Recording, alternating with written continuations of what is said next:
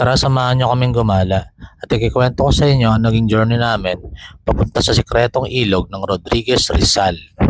Lahat ng to ay nagawa namin sa loob lamang ng 7 oras.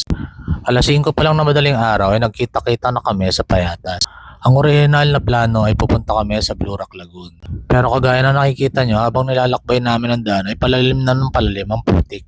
At habang nilalakbay namin ang mahaba at maputik na daan na to, ay may nakakwentuhan niya kaming lokal. At ang sabi niya sa amin ay, "Nako, napakaputik doon. Sobrang lalim ng putik doon. Puro truck na kasi yung dumadaan doon." Kaya sa kalagitnaan ng daan ay nagdesisyon kami na bumalik at maghanap ng panibagong gagalaan. At eksakto naman na may shortcut dito papuntang Montalban. Kaya ang sumunod na plano ay maliligo na lang kami sa Wawa.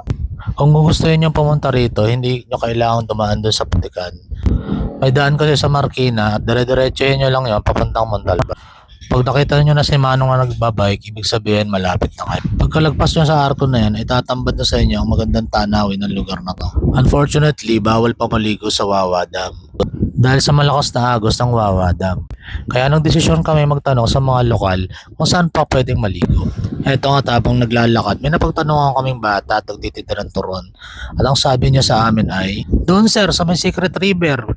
Yan nga lang, magbabangka kayo." Paglagpas nyo sa Wawa ay makikita nyo ang mga bangkang nakaparada. Dito nga ay agad namin kinausap ang bangkero kung magkano papuntang Secret River. At ang sabi niya sa amin ay, 60 pesos, balikan naman na yun. Pero mag-aantay pa tayo ng ibang pasahero. Kung gusto nyo ng special, 500.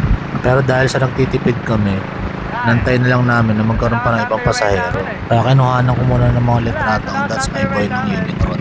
Makalipas ng 10 minuto ay dumating naman ang grupo nila ate para magpunta rin sa Secret River.